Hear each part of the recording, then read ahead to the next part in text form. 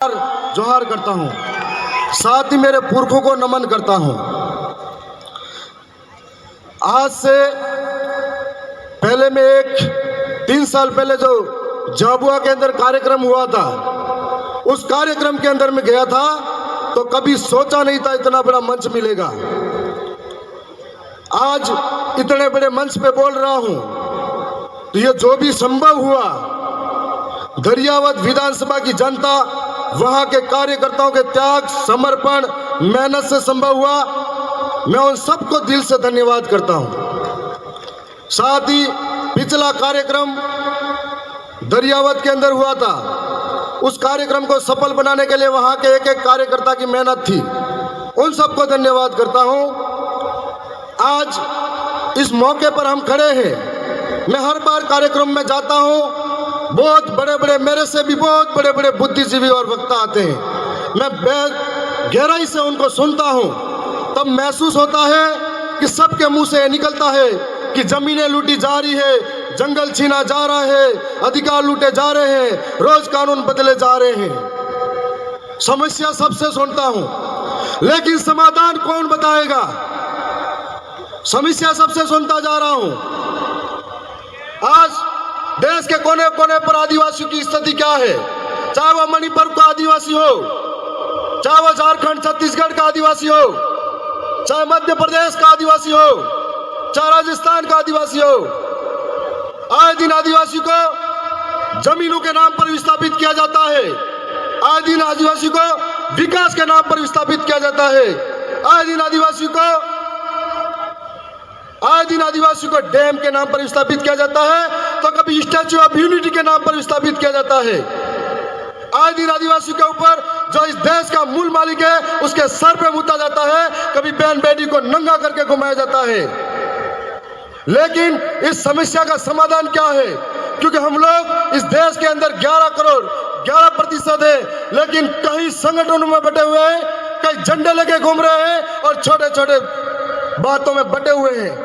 हम लोग पूरे 5 साल तक धरने प्रदर्शन करते हैं, सड़कों पर रहते हैं, संघर्ष करते हैं, लेकिन जब बारी आती है एक होकर ताकत दिखाने की, तब हमारा पाला चेंज कर देते हैं। यही हाल मध्य प्रदेश के अंदर हुआ था, यही हाल गुजरात के अंदर हुआ था, इसलिए हम लोग दर दर की ठोकरें खाने पर मजबूर हैं।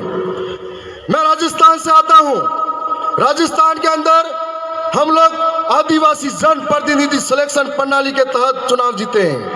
अभी हमारे बीच में एक चौधरी साहब बता रहे थे 50-50 करोड़ खर्च होता है।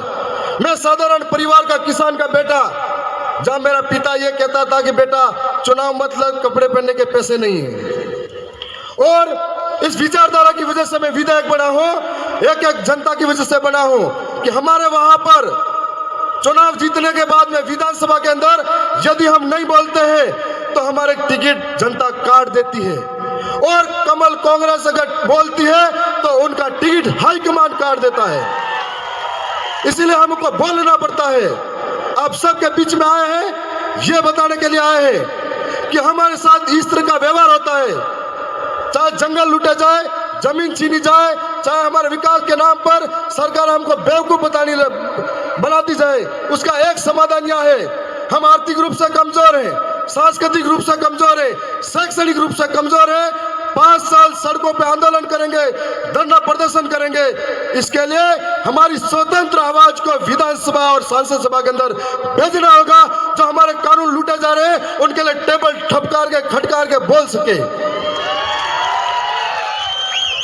चाहे सरकार कोई भी हो, हमारा आदिवासी के ऊपर जो जुल्म होता है, हम लोग इतनी संख्या में हर रोज इकट्ठे होते हैं, लेकिन दिल्ली के अंदर, जयपुर के अंदर, महाराष्ट्र के मुंबई के अंदर, गुजरात के गांधीनगर के अंदर, भोपाल के अंदर बेरी गूंगी सरकारें हमको कभी नहीं सुनती है, और वो खबरें स्थानीय मीडिया के अंदर दफन हो जाती है।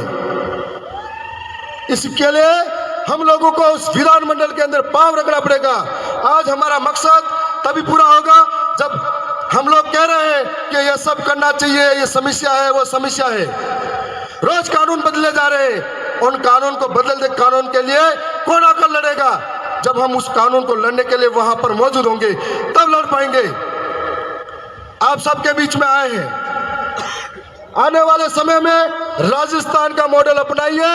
आपको एक मौका देके जा रहे हैं कि एक एक गरीब कि राजस्थान का मॉडल के अंदर राजा का बेटा राजा नहीं बन सकता। आप में से जो काबिलियत रखता है आदिवासी गरीब शोषित पीड़ित वंचित के लिए लड़ने के लिए, वो राजा बन सकता है। ये आपके अंदर बताने जा रहे हैं। राजस्थान के अंदर एक व्यवस्था के तहत पहली बार पार्टी लेके आ गई। उस पार्टी के अंदर 84 के राजकुमार जी रोज साहब जो दूसरी बार 70,000 वोटों से जीते, उनके पिता बचपन में ही चले गए थे, साधारण परिवार से हैं। दूसरे आसपुर के अंदर 30,000 वोटों से जीते, उनके पिता गरीब परिवार से हैं। मेरे पिता साधारण परिवार के खेती करने वाले हैं। और हमारे मध्य प्रदेश के अंदर जो चुनाव जीते कमलेश्वर भाई, जब चुनाव जीते, जीतकर जब घर आए, उनकी मां मजदूरी करके आ रही थी। ये तुम आप सभी के लिए एक प्रेरणा नहीं तो क्या है। और ये प्रेरणा दरियावत की जनता, आसपुर की जनता और बिल प्रदेश की जनता के साथ है।